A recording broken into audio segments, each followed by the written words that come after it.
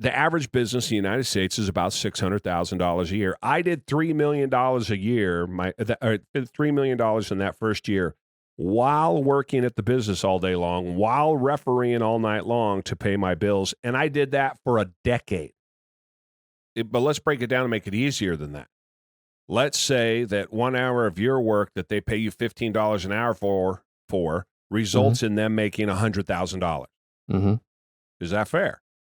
Sure. That's the question. If you agreed to it, and that's what the dynamic was. That's right. So if you don't like that, see, here's the difference between the guy making the $100,000 and the guy working for $15 an hour. The guy making $100,000 has gigantic balls, and you have little tiny baby balls.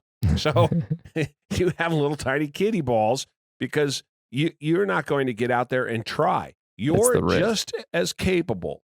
You're just as free at $15 an hour to quit that job and go out and try and start your own business and make your own $100,000 to somebody's $15. And obviously, we're pulling that number way out of our butts, but close enough. Again, I think for illustration purposes, it works. You are free to do that, and that attitude is pervasive.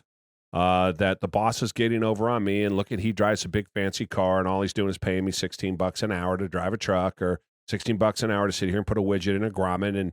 And we don't teach kids today. School doesn't teach them. They teach them to hate that person that pays them. They don't teach them to get out and appreciate what that person did, right? The amount of effort and energy and time and sacrifice and risk and stress that goes into forget about owning your own business.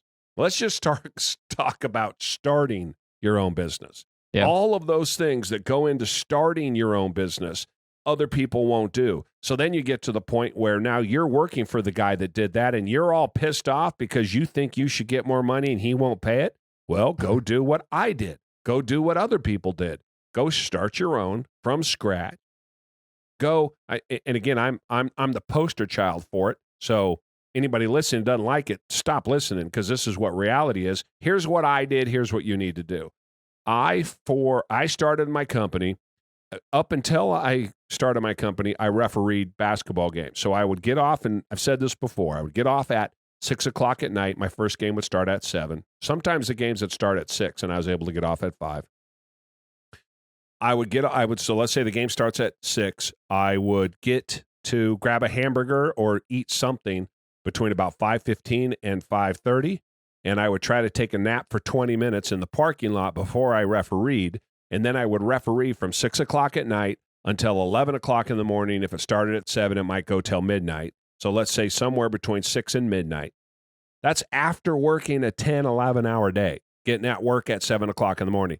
That's after going to the gym at 5 o'clock in the morning. I did this for a decade plus. Now, so I get to, okay, great. And I had a kid at home, and I had a house that I had bought, and I had bills to pay.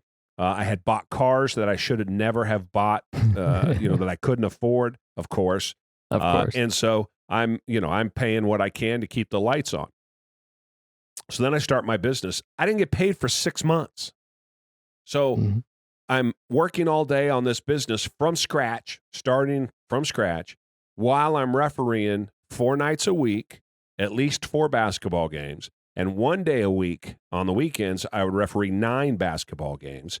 And some weekends when there were tournaments, I would run the Friday night tournament, I would referee the Saturday tournament, and I would referee the Sunday tournament. I took whatever they gave me. Now, I got so good at it that I got to pick the games and pick where I worked and all of that, because I got all the higher end stuff. And pretty soon I got invited to NBA camps, and I'm working pro-ams, and I'm getting paid $50 an hour to do a game instead of $20 an hour. All of these things are at play while I'm building a business that in the first year we did $3 million. Anyone listening, that's insanity. That's crazy. So the average business in the United States is about $600,000 a year. I did $3 million a year, $3 million in that first year, while working at the business all day long, while refereeing all night long to pay my bills. And I did that for a decade. So that's the kind of sacrifice that it takes. I was telling the story that I started that business when I was 28. By 33, I had my eyes set on this big fancy car that I bought when I was about 2005. 15 years ago, I'm 51, 35, 36. So on paper at 33, 34, I was a millionaire. I was able to start buying things and had enough extra money to do stuff at about 35, 36. So from 28 to 36, I worked more hours than probably most people will work in their entire lives. And here I sit now with a company that's 23 years old, and all the other things that I've done, right or wrong, good or bad, mistakes, and I've made a lot of them. But here I still stand, and all of that was built 100% built on my ability to work. No matter what amount of effort it took, I was capable of doing it. And I was capable of doing that. Physically, anybody can do that. I mean, it might be tough the first, going to the gym for the first month sucks, right? Or the first couple of weeks. But after you've gone fairly regularly for 2 or 3 weeks, then you're starting to not be sore anymore. And pretty soon it becomes old hat. Well, work is like that. Hard work is like that. At long hours are like that. You get used to them. The part of that you don't have is if you go to the gym, you use the gym analogy. If you go to the gym and you say and while you're at the gym, you're lifting weights, but you notice that that big old dude who lives at the gym is next to you and he's just pounding twice the weight you are and he's got muscles coming out of everywhere and you've got a gut and you're pissed. It's like walking out because that guy's there. That's the equivalent of that, of not going to the gym because dude next to you is in better shape. The equivalent of that at work is not working all of the hours or putting in the time or putting in the effort or putting in all the hours and working all the time and putting in all the effort only to sabotage yourself because the guy next to you doesn't work as hard as you do. Yeah. The guy next to you, the boss, coddles him and takes care of him. And the guy next to you doesn't deserve anything that he got compared to what you do. And doesn't anybody notice how much more hours I work? I listen to that guy, Jerry, on a podcast. He tells me to put in the hours. And no, by the way, let me just back up and say I didn't say put in the hours. There's a lot more to it than that. Putting in the hours is part of it, and that's the point I'm making right here.